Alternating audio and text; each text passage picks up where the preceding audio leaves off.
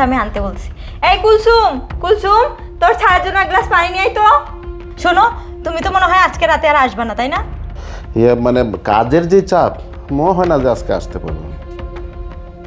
Sir পানি নেন।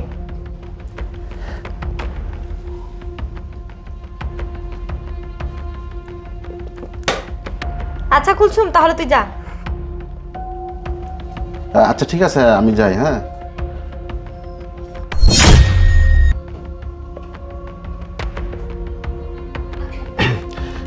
মানে আমার না খুব খারাপ লাগতেছে, বুঝছো? আমি একটু এখানে বসবো। আরে না না, দাঁড়াও, তোমার না দেরি হয়ে যাচ্ছে। আরে দেরি হলে হোক, আমার জানটা তো আগে। আচ্ছা চলো বসো।